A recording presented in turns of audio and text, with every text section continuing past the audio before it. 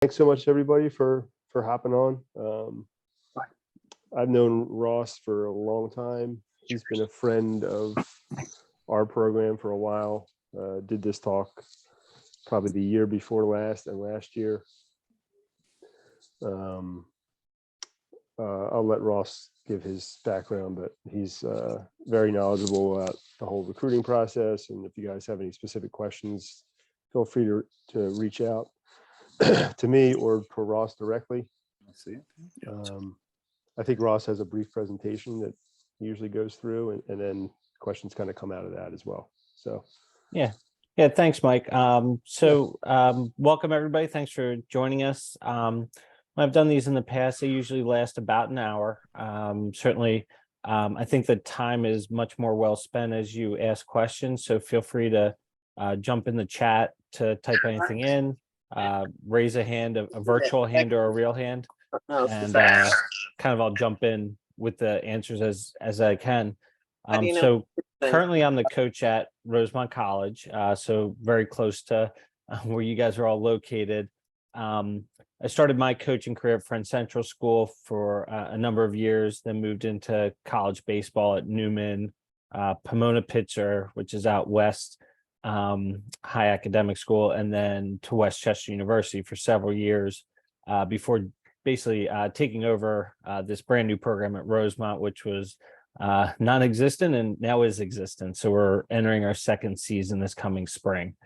So I spent a number of years at the high school level kind of guiding my students at Friend Central through this recruiting process, and then now I'm on the other end of it. So basically I've been doing talks like this for high schools and club teams for a number of years, kind of a way to just share information with you. I did my work for my master's in sports management on this topic as well. So kind of like I've studied it more broadly than just my own experiences, but really just want to help navigate this process for you and help you kind of like maybe think about what you can do and what you should kind of be doing, but without kind of getting you overwhelmed at all. So that's kind of the concept here. I think the range of grades right now are probably in the 9th, 10th grade age range. Is that for the most part what we're looking at? And just to kind of start there, when college coaches are, considering recruits, and I get, a number of emails, most of the time, a number of emails a day, from recruits, and, we're a new Division III program. So if you're thinking about comparatively, when I was at West Chester as a very strong Division II programs, we would get 10s or 20 emails a day type of a thing from recruits. So just like exponentially up. Probably the first thing that we look at is your graduation year, and age is important as well. And it could be you're old for a grade or young for a grade, but the way that colleges generally recruit is by your class. And then you can get into things like reclassification or not, which is, some individual questions for sure. But when you're kind of thinking about presenting yourself to coaches and, how good are you compared to, it's really you're graduating from high school class you kind of want to start with. So probably it might even be a little bit more important than your name, but whenever you introduce yourself to a coach, it's kind of what's your graduation year. And that's kind of puts things in perspective for us as a coach, because if I get an email tonight from a 2023 graduate, it's very different than if it's a 24, 25, or a 26 graduate, just like that initial communication. But I thought I'd start this presentation just by speaking to you about kind of what you can be doing like right now, December of your freshman, sophomore year of high school in Pennsylvania, knowing the resources that you probably have at your disposal or lack of resources in terms of being outside in the warm weather. And, what you can kind of focus on, and both on a baseball side and as on the recruiting side. And kind of the main focus, I would say, is on the baseball side. Like, this is a great time to get better at baseball. And a lot of families get kind of hung up on the recruiting process to say, like, how can I, get more exposure? How can I get in front of the right coaches? How do I make connections? It's terrific to do all that stuff, but if the player is not very talented or very well developed in their skill sets, then you can make all the connections you want, you can showcase all you want, but it's not going to go very far. So I really think, spend time focusing on, again, getting better this time of year. And that's an individual thing. So if you're coming back from an injury and doing rehab, then that's what it is. If you're a pitcher, maybe this is the time of year you're not throwing a lot, but you're doing a lot to kind of take care of your body and your core. If you're looking to put on weight or take off weight or add agility or speed to your game, these are all things that you can work on. And if you're not sure what you should be working on, ask. So certainly you've got a coaching staff with the Prime will help you. Your high school coaching staff probably will too. But even college coaches, and I'll be the first one to help you. You can send me videos. So as a Division III coach, there's no recruiting restrictions or communication, but I'll get video from players that we're not really actively recruiting, and they'll just say, "Hey, coach, can you take a look at my swing? Love to develop and be a potential recruit for you in the future. Do you have any insight?" And coaches are generally going to be honest because we want to help. So again, I think kind of like, if I can kind of really give you any really great insight right now, it's invest in yourself during this time of year, so that you're the best version of yourself baseball wise when your spring season starts for your high schools, and then it carries right over into summer ball. Because you all know that if you don't put the work in now and in January and February, like by the time you get to play for the Prime in those summer events, the talent's not going to be able to kind of carry you through at that point. And I think the last time I saw your team play was probably last June downtown. So I've seen your program over the years, and you guys have a lot of talent. But now's the time to put in kind of individual time to develop. The next piece, I think, is invest in yourself academically. Again, like there's no baseball games right now, like your time's a little bit of your own for the next couple of months. Really straighten yourself out academically. And that means if you're a 2.5-ish, like a C to B range type of a student, like push yourself to be a B. If you're a 3.7 student, like push yourself to be an A+ student. If it's studying for SATs or HCTs just yet, same thing. Because what you'll find is, as important is your 60 time being lower, your velocity being a little bit higher, it's the same thing with GPA points. So the higher your GPA, and if you're looking at schools with SAT or ACT requirements, just every extra point helps you, just like every extra mile per hour, counts for you. So really encourage you to make that push in that direction too. So those would be kind of the two main talking points. Are probably not anything new or earth-shattering for you as players or as parents, but it's really, I get that question, what should I be doing recruiting wise right now? And I'd like to get to that next. But I think if you put the time in right now to develop as a baseball player and as a student, to really gear yourself up for the start of your spring season, that's going to be key. And this is a very timely message, I think, because we just had our meeting with our players today as they're getting ready for finals. And this was the exact message I gave to our players today, was like, we've got a big season that's going to be around the corner, and we need to do the right things now to be prepared for those things. So maybe before I get to kind of the recruiting stuff, particularly, I can pause for a second. If there's any questions, you can, again, type them in or just chime in.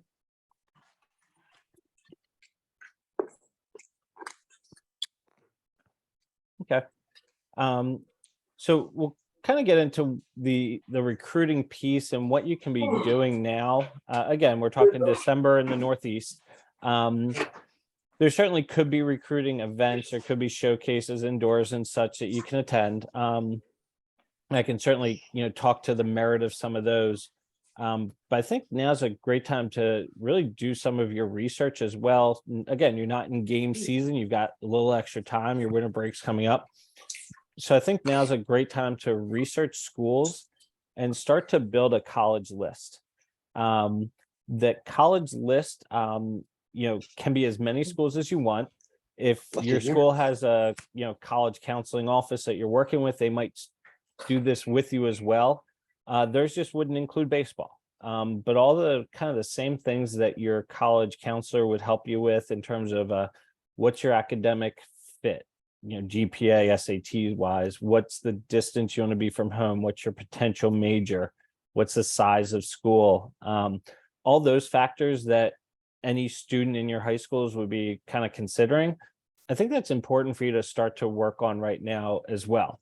They can change. So you might say, I want a huge school right now. And in a year, you're like, nope, I really want a smaller school. Or, boy, I'll travel anywhere in the country.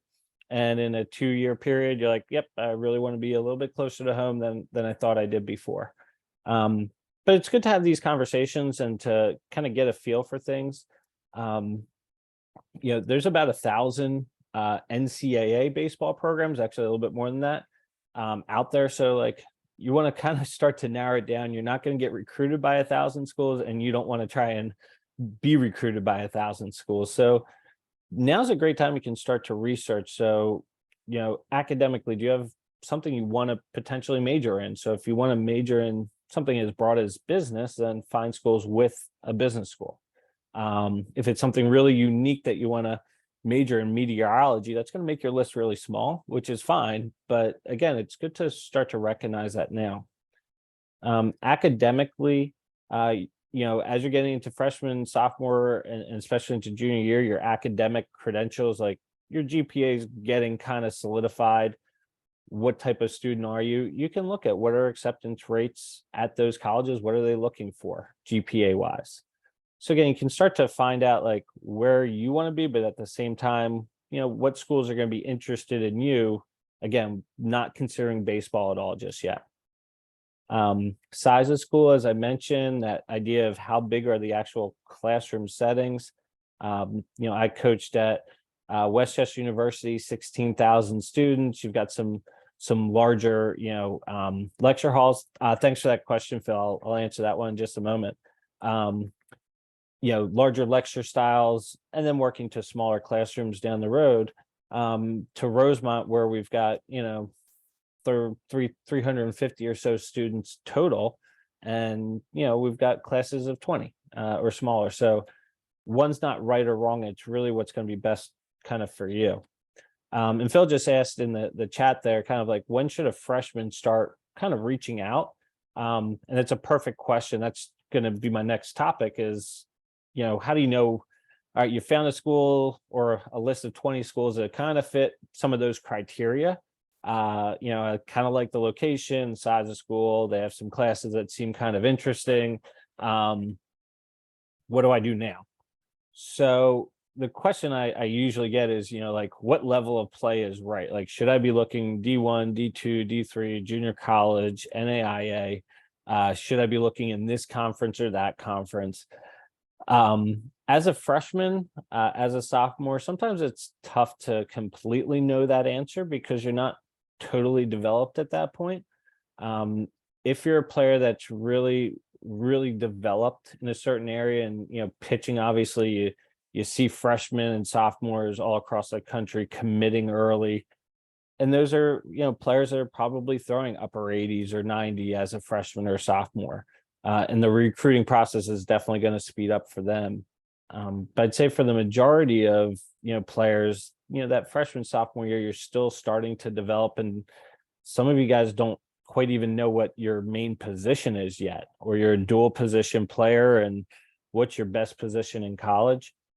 So it's okay to start this process as a freshman. It's okay to send out notices and emails and things like that, even before your freshman year.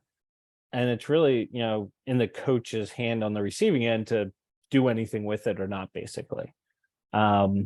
So the recruiting rules, just so it's probably worthwhile for you to be aware. So as I mentioned, Division III and junior college, if you reach out to us as a freshman, we can reciprocate with emails, communication, phone calls. You can visit campus. There's no restrictions there, no matter the year. So typically, if you reach out to any Division III or junior college for that matter, NAIA school, you'll probably get a nice response, and it'll probably be, let's get you to fill out our questionnaire and we'll add you to our list to invite you to camps and things like that. But the recruiting process, like, hey, like if you're first, half the year as a freshman, there's not a total GPA to look at. There's not SAT scores. There's not high school stats just yet. But if there's some video there, then, as a coach, like I'll absolutely take a look and say, wow, there's some skill sets here. Like, oh, there's some size here. Oh, I know this high school program. So it doesn't hurt to start early. You don't want to get your hopes kind of up that you're going to get a huge return on kind of reaching out when it's early on freshman year, or even into sophomore year, just again, depending on kind of, again, level of ability and, where you are academically as well. With Division II and Division I, they do have restrictions. So they're not allowed to have open communication till later on. So for Division II schools, so where I was at Westchester, so you're thinking in the area like Jefferson University, Wilmington University would be some other ones kind of locally, the Pennsylvania State Athletic Conference, the Kutztowns, Millersville, East Stroudsburgs.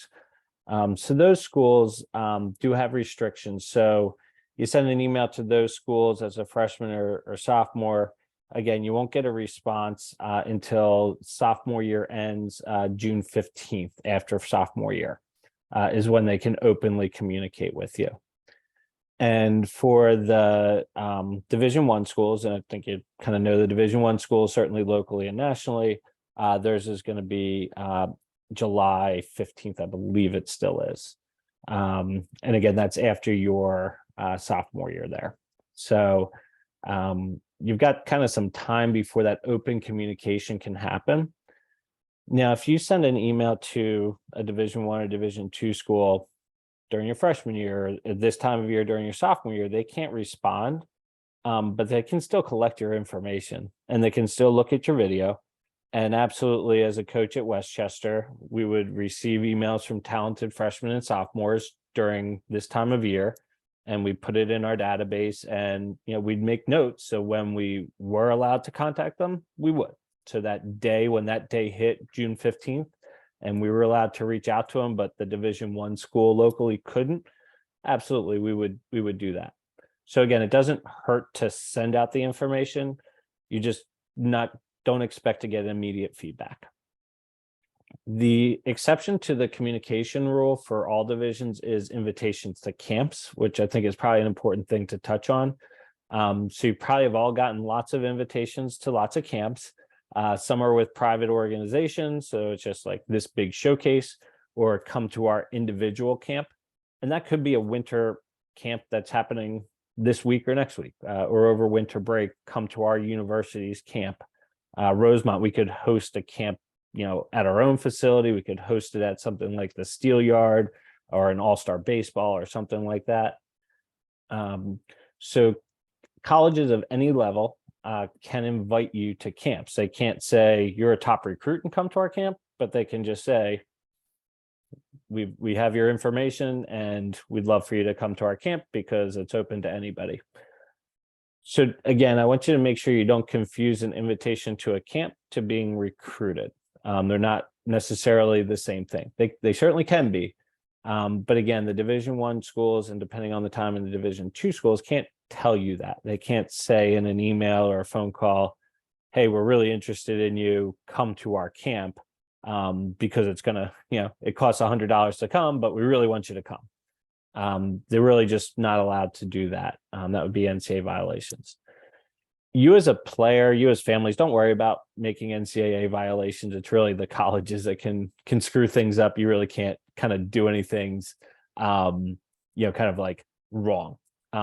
Really good question there to the Rose family of like, what should that first email look like? Which is a terrific question. So you've decided you've got your list of 10 or 12 schools, and you're like, all right, these seem like a fit for a couple of different reasons, academically, location wise. They've got a baseball program, looks pretty good. And again, regardless of division, because depending on, you might just not know what division to shoot for. You can also use your coaching staff. So your coaching staff at the Prime have plenty of experience with this. Your high schools, talking to your coaches like, hey, what level should I be kind of looking at this point? or you just shoot from the hip and like go Division I through junior college and kind of see what you get back. So your initial email, personalize it to some degree, which means dear coach, in my case, Coach Trachtenberg, not Coach Ross, not hey Ross, not hey bud. We get that a little bit too much. And if the kid's like a really good baseball player, I'll look past that. But typically, try to be a little bit more formal with those initial emails. I find email to be probably the best way to do your initial communication. Mail, just like actually written letters, like it's very personal, but like honestly, like I don't know where my mailbox is half the time on campus. They don't know where my office is. So the chance of a letter in the mail getting to the right place, like email is the best bet. The concept of a text message, when you get to a point where you're communicating with a coach on a regular basis, you're in the recruiting window for that school, like absolutely text messages are fine. Coaches will share their cell phone information with you when appropriate.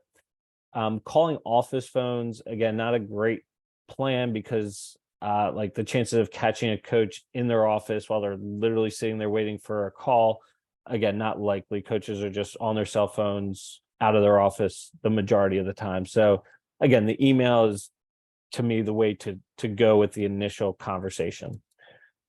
You can certainly pay for different services to do this for you, which is one fine option. But you can perfectly, easily enough do it on your own. So you collect the information from the school's website. You might want to email either the head coach and the recruiting coordinator or just the recruiting coordinator. If it's just baseball@rosemont.edu, if that's all that's listed, then that's what you do. But again, recruiting coordinator is usually the right person to have on there. And schools, we all have some form of recruiting database, and it's just much easier to handle an email and dump it into that database than it would be a written letter or even that initial, phone call. So in that email, really the first thing, like subject line for me should be, what's your graduation year? So 2024, 2025, 2026. I like to see a position that helps me kind of know what we're looking at. So right-handed pitcher, middle infielder, whatever it might be, and your name. Like do include your name. I kind of joke like your graduation year is a little bit more important than your name, but it does get much more personal as you get into the recruiting process for sure. So having your name in there makes sense. Dear coach or dear coaches. And then just like think of, parents, I'd let you kind of like take a lead here. I almost equate this to if you were applying for a job and you'd have your cover letter, like you want it to be like short to the point, but also like have a lot of good information in there because you want a callback. That's what a cover letter kind of email would look like. That's kind of what, your sons are creating here. So, my name is, I go to your high school, I play for Prime Baseball. My position is, I love to see video. Personally, I think just the amount of video that you can capture and the ease you can do it and the ease you can transmit it. Like to send an initial email that you want some interest from without video.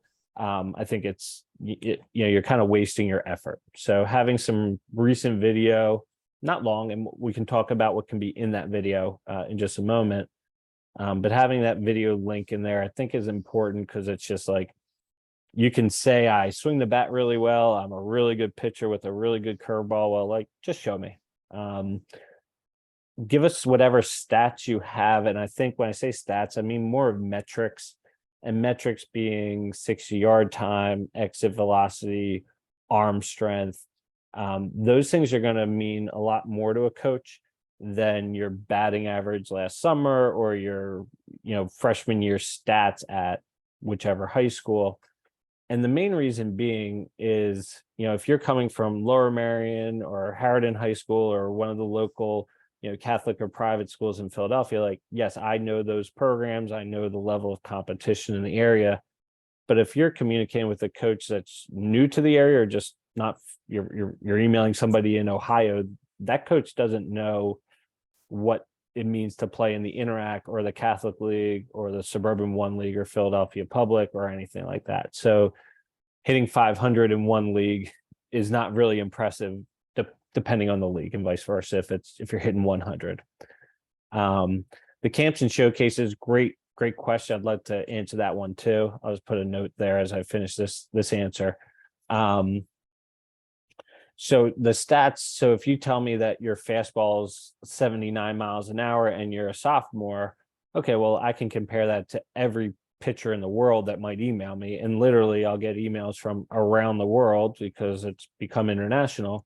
A 79 mile an hour fastball is a 79 mile an hour fastball, no matter the league you're playing in.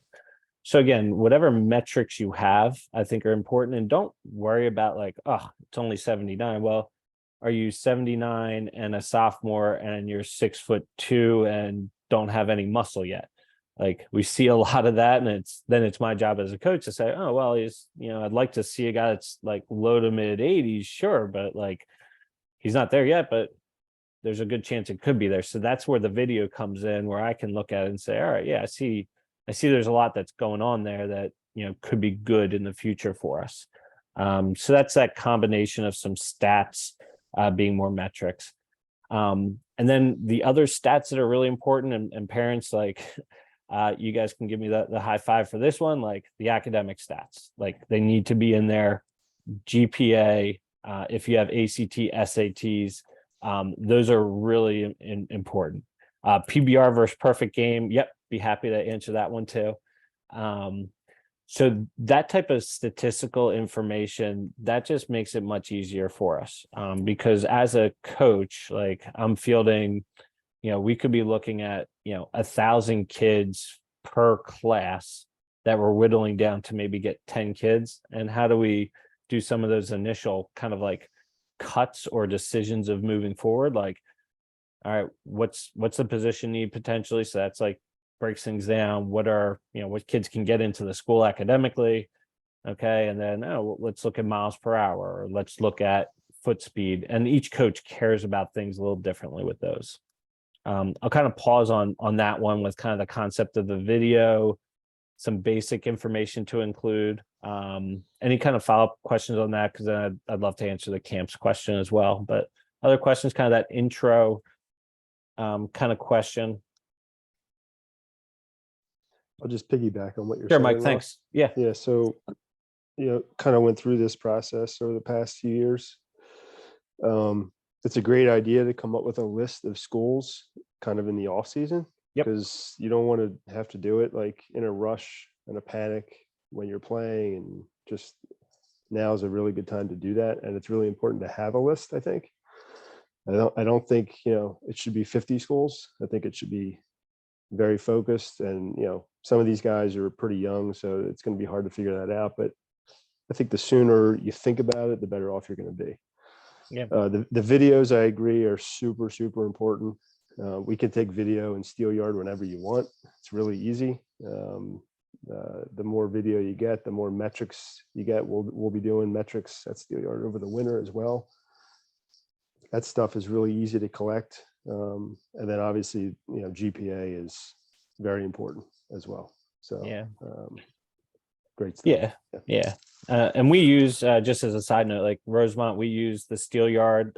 Developed a really nice relationship with Steel Yard. Our softball team goes, they're there at like 6 a.m. That's not our style. We're an early afternoon group, but we're in there as well, 1 to 3 during the winter time. That's where our one of our home away from homes. That's, just like an awesome setup for us. But just the things you can get done in there and the video you can capture. And when I think about video, like you think of that like 30 to 40, 45-second clip of 5-10 swings in the cage is perfect. Pitching, behind the catcher, behind the pitcher, so I can see the flight of the ball. If you get radar readings, awesome. And don't worry too much about it. It's, it gives the coach just an idea. And if we want to see more, we're just going to ask for more. And hey, I'd love to see more swings, but from this angle, like it's really not that hard for you to do it, right? You can clip it on your phone and, just send it right on over. If we want game film, like, all right, it's December, I'll wait. But again, don't get too caught up in like the mechanics of, wow, we need this professionally done video, or I need to go kind of getting to that concept of a PBR, perfect game, or anything else. Like we have to go to one of these showcases to get video. Like you absolutely can, and they'll put together a very good product for you. However, you don't have to. Like you have a cell phone, like you can do it on your own, really. Um, Yeah, so and just to piggyback too yeah, on that.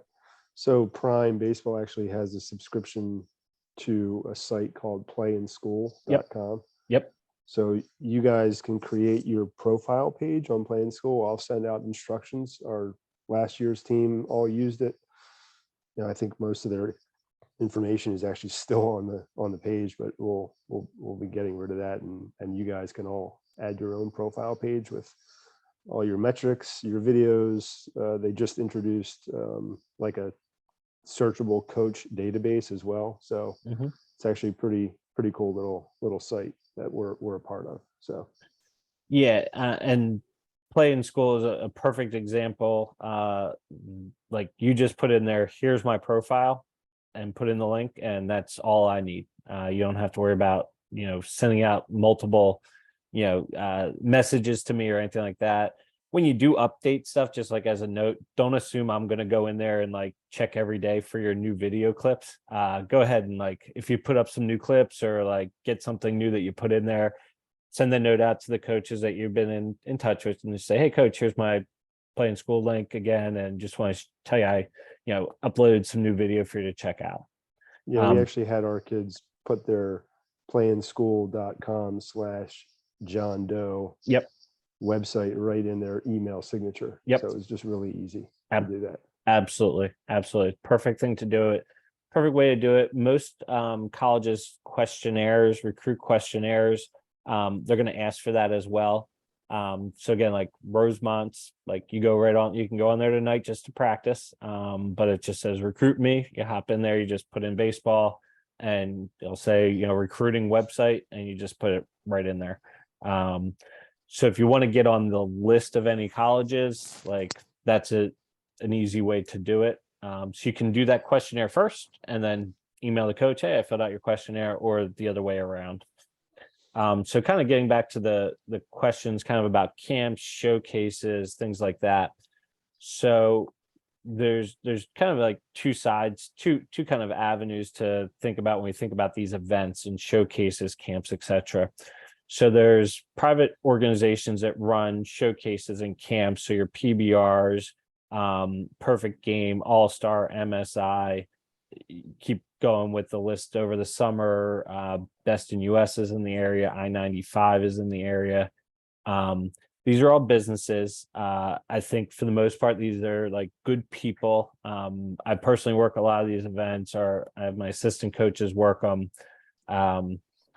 When you go to these events, it could be an event that the team goes to. So Prime goes to the Perfect Game event or the PBR team event, or you go individually. What you're looking for there is, okay, what colleges are going to be there? And does that list like make sense for you? So if it's an individual event and you're like, hey, should I go to this college showcase event? There's going to be college coaches there. All the events that are kind of like worthwhile to go to would like list like, here are the coaches that will be at our event.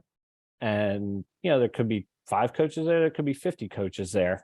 And I'd say when you're on the younger end, as most of you are, you're looking like probably the more coaches there the better, but are they also the right coaches? So like if it's a Ivy League and high academic Division III school, and that's the type of showcase it is, but you're a 2.5 student, like that's just not the right event for you. And oftentimes they'll have even like GPA requirements.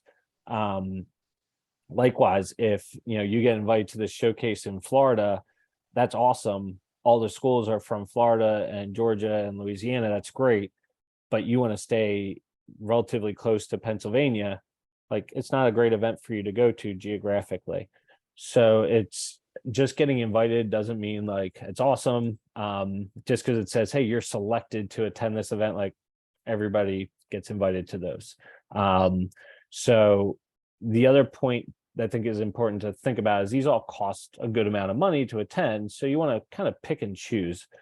And like, again, for your age, if you're in that freshman or sophomore age range, like if you're not quite ready to showcase, like you're not going to quite stand out on a field of 200 or 300 players, like it may be too soon to attend an event like that. And that's something I see all the time at events where like, yeah, it's a freshman. That's great. You're out here on the field and you look like a freshman, but like you didn't wow anybody because you're just not physically there just yet.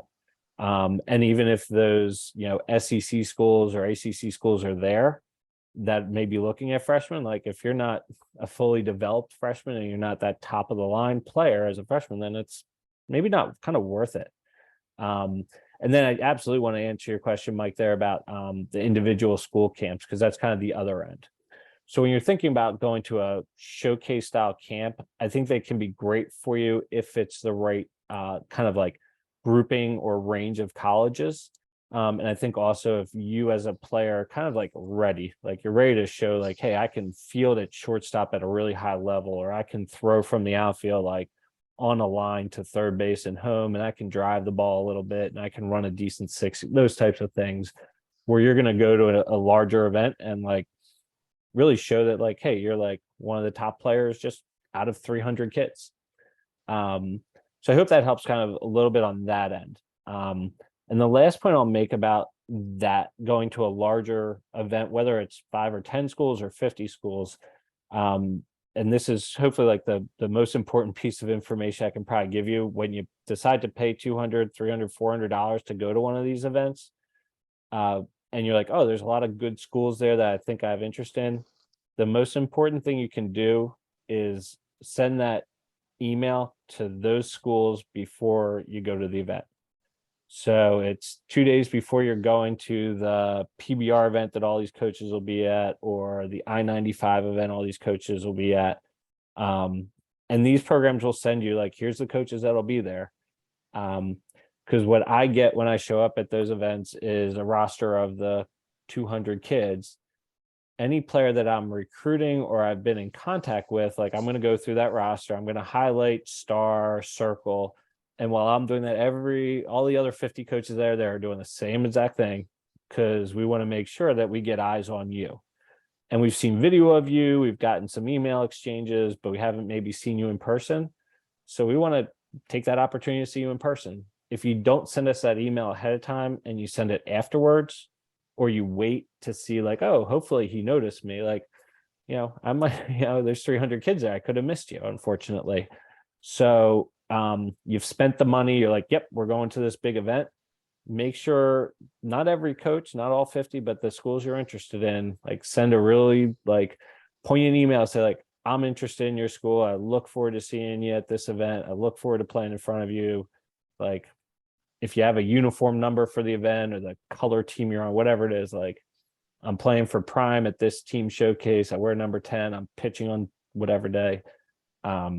That really makes it worth your time and your money for going to those types of events that are, again, you're thinking about the larger events that are, multiple colleges will be there. Yeah, and let me know too, so I can reach out to the coaches as well on your behalf. Yep.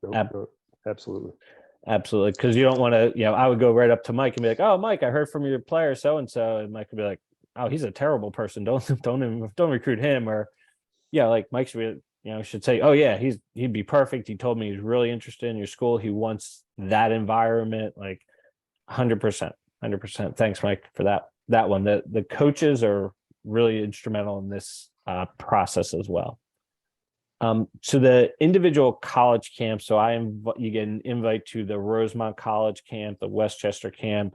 You're in the area, University of Delaware, Penn, you name it, camp, or you get an invite to, like, again, your SEC school, your ACC school, that gets your information either because you email them or because they are just get everybody's email. So attending those camps, generally the camps that are held by individual colleges just have their colleges at them. There could be some exceptions, like when we ran our camps at Westchester, occasionally we would have, 1 or 2 other schools there. Some of those would just be add-ons, some we would advertise or not. So you can always ask, dear coach, hey, you're hosting your camp, love to attend. Are there other coaches attending? Like, I wouldn't take offense to that. You just want to know what's the deal. So knowing that information up front is really good, but typically when you go to a college camp, like that's your opportunity to be in front of that college's coaching staff. So if you want to be seen by like my staff for sure, and in front of me as the head coach and the recruiting person and the pitching coach and attending the camp. But you can't attend 50 camps. So kind of going back to Mike's point, like your list could be at 50, but like you want to narrow it down. I think when you start to narrow down schools at whatever age it might be, attending more of those camps can be really worthwhile recruiting wise. But to learn about schools, going to those individual camps can be really helpful because recruiting wise, like, yes, I'm hosting this camp. I'm going to get a good chance to see you, work with you, etc. But on the flip side, you get to work with our coaching staff. So it's an opportunity for you to interact with each of our coaches. Oftentimes, when we host our camps, we have our players work it to some extent as well. So you're going to interact with current players. Again, like really good opportunity if you're thinking, is this a school for me? Like meet the guys you'd be playing with. And be on the field with them. It's definitely a different feeling than if you kind of come on a recruit visit and you shake some hands. But you're in your baseball gear and you're doing like some hitting drills with some of the hitters on the team. Like they're not playing like you are, but they're doing the flips for you. That's going to give you, again, a different feel for things. And those could be winter sessions, obviously this time of year. And then certainly in the summer coming up is a great opportunity for that. And then, a lot of us also run them in the fall. But again, I think the idea of the recruiting piece to it, it really depends on what class that school's kind of focused on and how developed you are. So again, for Rosemont, like we just had a camp near the end of the fall and we had freshmen attend it and it was great for them. They got to learn. It was a good experience for them to go through that college like practice type of a setting is kind of how we set it up. They met our players, got to understand some things about college baseball, but we're not recruiting freshmen right now. Like that's too far off for where we are right now as a program.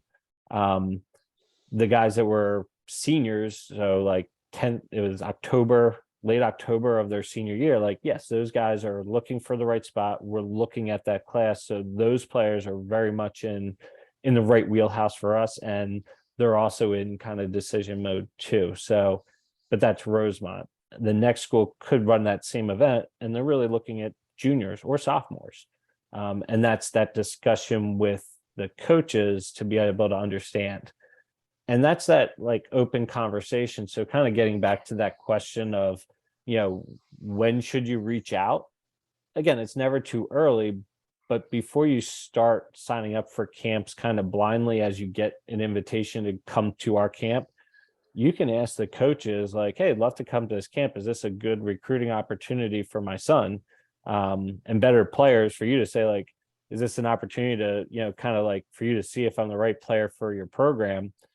And coaches can be honest with you. And they can say, we're really not recruiting your class just yet. So it'll be awesome to see you, but like, we're not offering freshmen just yet because we don't know what we need for that class just yet. So again, the idea of like, I'm going to show up and wow them and they're going to make an offer. Again, like I wouldn't kind of get your hopes up for that without initially having a conversation with the program, with the coaches, etc. And that's, again, like there's a little bit of feel to this process. And what I'd say is like, if you're not sure, this is where you lean on your coaches like Mike.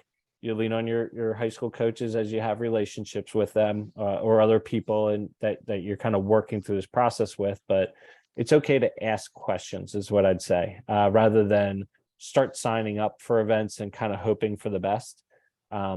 It's much better to do the legwork. And as Mike said, this is a great time of year to do it. So to research the programs, and that was another note I wanted to share with you is a lot of programs are rolling out their summer dates now. So, XY, university is running their summer camps and it's going to be these dates during the summer. So, you may not want to register just yet, but maybe you start, listing them out for yourself. And you see when your prime schedule is, and hey, are you going to get in front of University of Delaware, Villanova, Penn, whatever it might be? You might be an event that they're going to be at early in the summer. Okay, well, do they have a camp that's later in the summer that you could attend in person? That's kind of a good like use of your time at this time of year. So that when you get to the end of the summer, it's like, hey, is it worthwhile to attend this type of event? You're kind of prepared. You've done a lot of legwork and you're not scrambling around in kind of the middle of it. I'll kind of pause there for a moment to see if there's additional questions kind of on the camps piece. I know we're getting into very cold weather, so it's nice to talk about summer camps. Yeah, I mean, I would say that if you have like a top, 2, 3, 4 schools that you're really, really interested in, I think it makes sense to go to their camp, Yeah. on their campus and get to know all the coaches and Yeah. talk to the coaches, see if they're recruiting for your class and all that stuff. Yeah. If they're not like really high up on your list, doesn't always make sense to go to those. Yeah. I mean, it's super cool. So when I worked at Pomona College out in Southern California, I got to, work the Stanford camp, which was like super cool for me to be able to go recruit at that camp. And it made sense for Pomona to be there. And you had players going to this camp from all over the country, all over the world, really going to this camp. And it's like, these players really have no like shot at playing college baseball, literally anywhere in the world. But they got the experience of going to this Stanford camp and they get a full uniform and like they play in the diamond, the sunken diamond. It's super cool. So that experience is awesome if you're setting yourself up for that's the experience. If you're setting it up for I'm going to go to this camp and get recruited to the Pac-10, like that's not a realistic goal for yourself.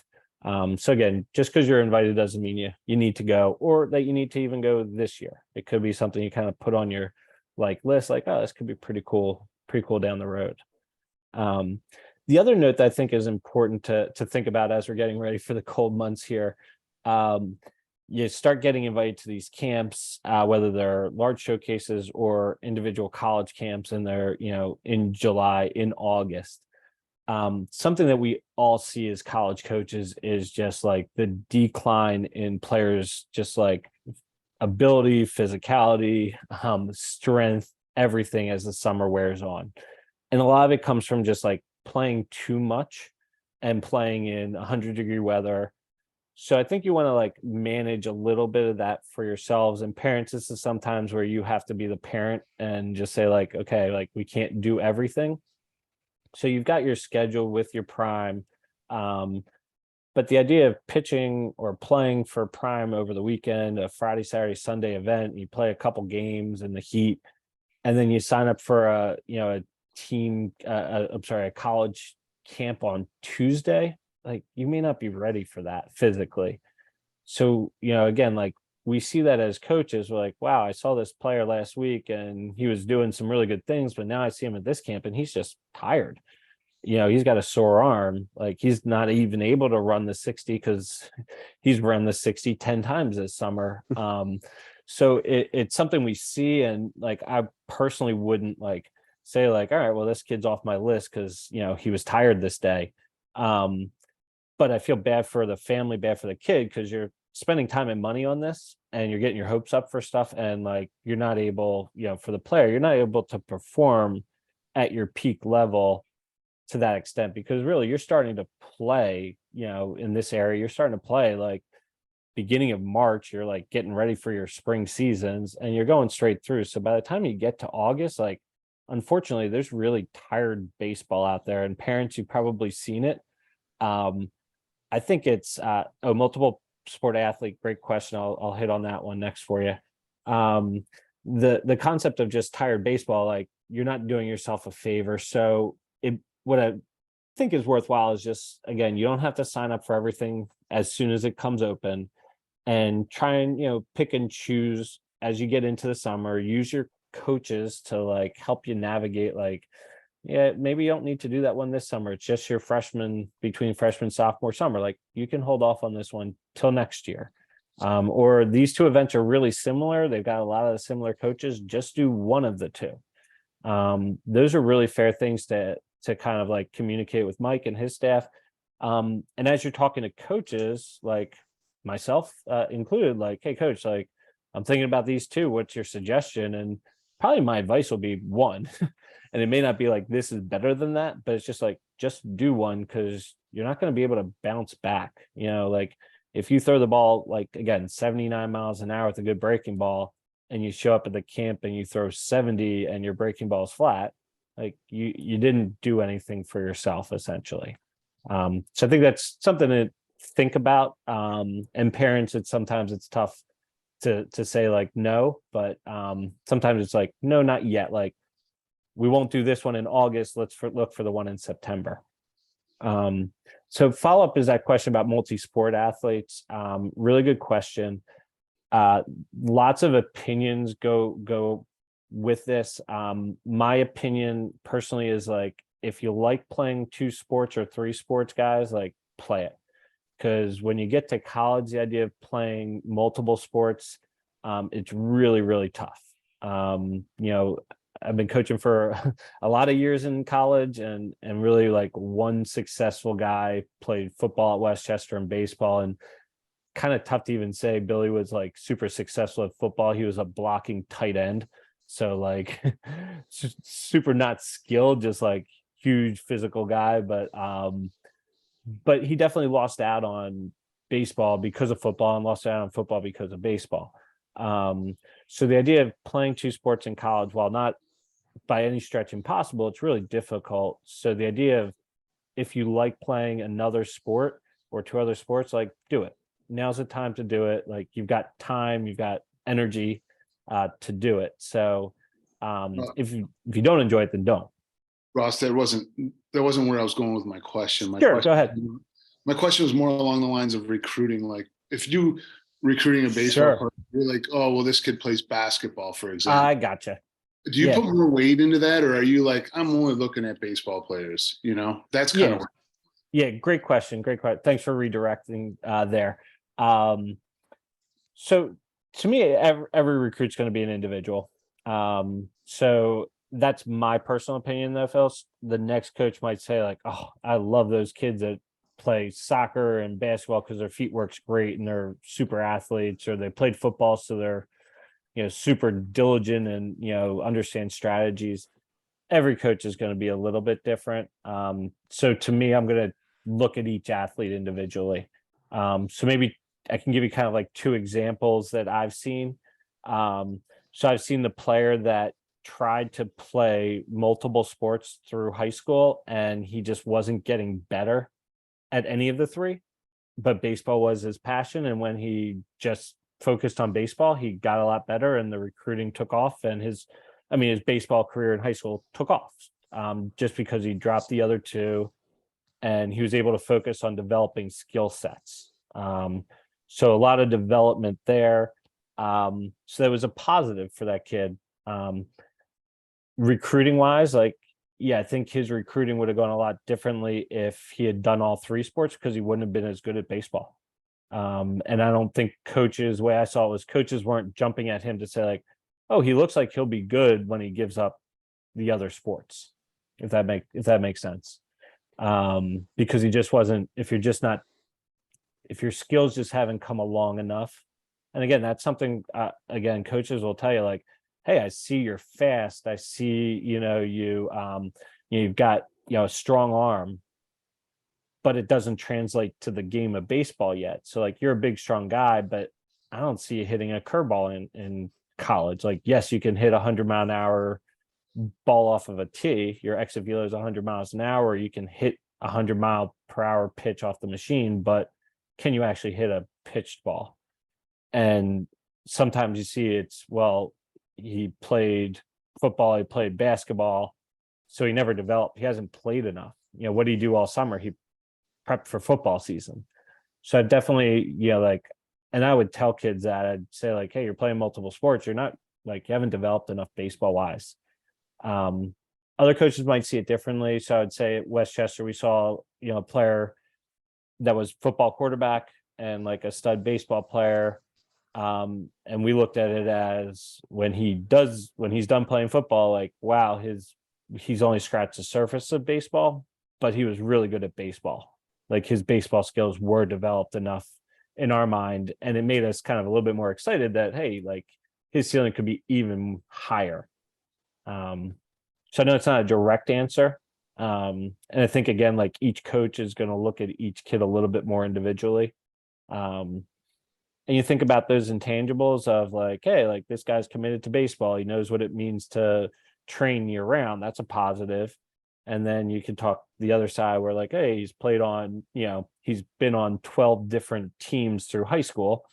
So he understands being a good teammate and understands leadership. And he was captain for 3 teams. There's advantages there. So I'd say it's up to each coach. And I'd say each coach probably looks at each kid like as an individual.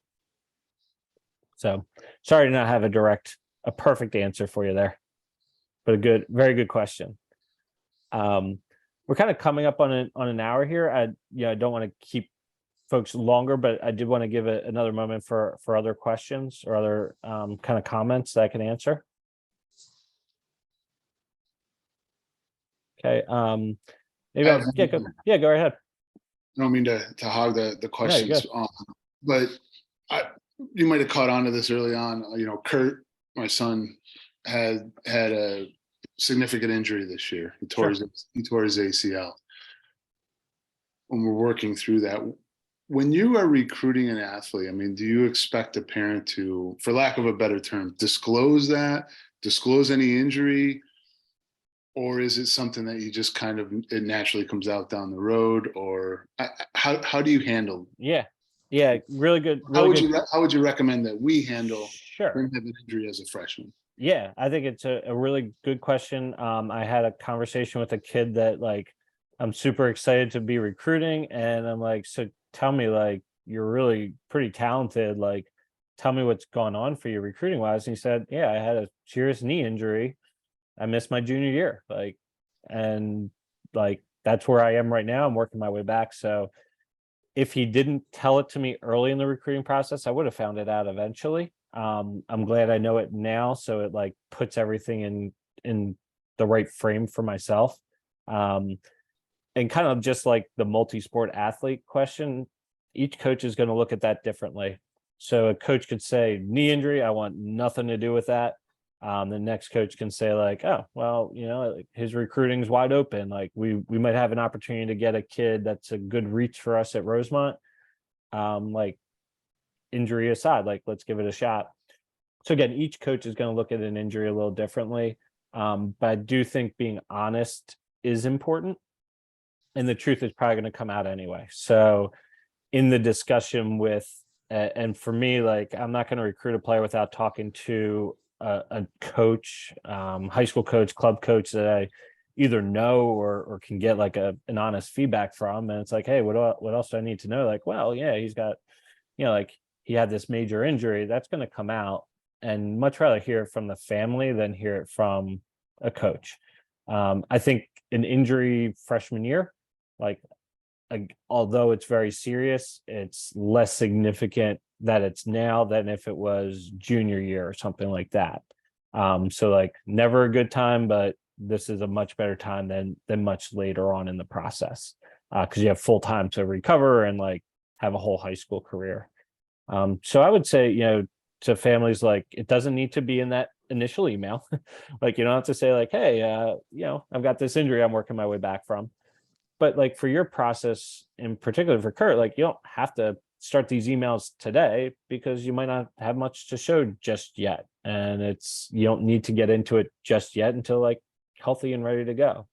I'd say like fast forward, if you were in your senior year right now and coming back for an injury, then yeah, as a coach, I would want to know in that like initial video where you're like, hey, I'm throwing the ball like 75 miles an hour, but I'm coming back from Tommy John and I'm 2 months into my throwing, like that tells me like why you're where you are right now.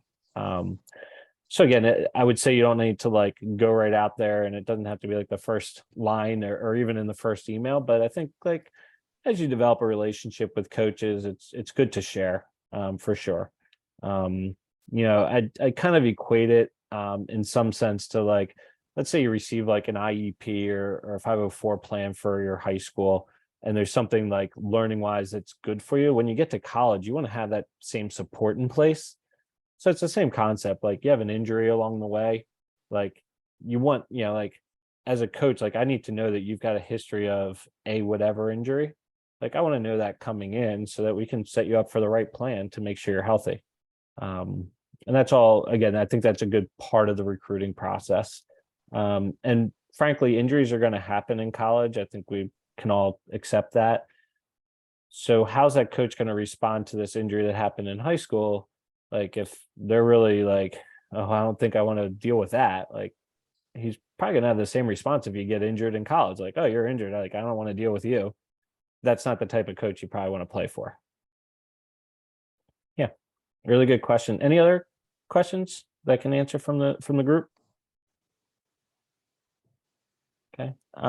Maybe just kind of like last point is like take a deep breath. Um, you're all young, you all have plenty of time with this thing, and you're all running your own race here. So as you start to see the Twitterverse like explode with kids committing before they throw a pitch their freshman year of high school to all types of schools, like good for them. Like do not worry about those situations. Like really control your, like worry about your own like pace, your own journey, your own process to find the right schools.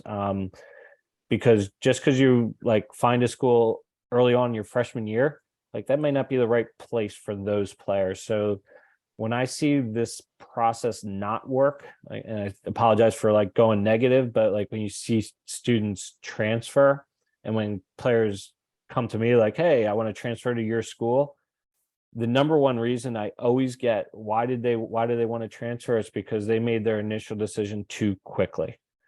Players that I coached at Newman, at Westchester that transferred in from wherever, why did you go to that school? Like, oh, it, like seems like a great program, great academic. Why did you go there?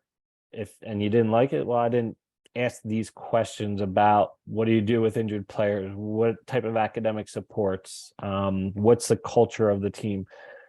So do your homework. That's really like the best advice I can give you is do your homework. So when it comes time for a decision, you're making a good one, one that you're confident in, rather than one where it's just, why'd you make the decision? I was given an offer, so I made a decision. And again, the more legwork, the more homework you do, which can start now, like the much more prepared you're going to be when you're in that position where you're like, yeah, I want to make a decision and I feel really good about it as a family. So I'll kind of leave you with that. I appreciate your time tonight for sure. My email address is on the Rosemont website. Mike obviously has my contact information too, but if you have follow-up questions, feel free to shoot an email. Happy to get back to you and communicate with you. And look forward to seeing you guys out on the field this summer for sure. Yeah, thanks, Ross, for your time. And obviously Ross is a great resource, and I will do everything that I can, and your coaches will do everything they can to help you get to where you want to get to. And like Ross said, you don't there's a lot of, it's ever changing, it's dynamic, it's fluid. Like, and my son just went through it where he committed after his sophomore year, and then he decommitted because the guy that recruited him left the school, and he wasn't comfortable going there. So stuff like that happens all the time, right? And there's nothing wrong with that. Things change, coaches change. That's another conversation you might want to have with a coach too. Like, are you planning to be here for 5 years, or are you going to leave after a year? Because that plays a part, right? So, but don't feel like you're in a rush. We have time, and we're here to help as much as we possibly can. So, great.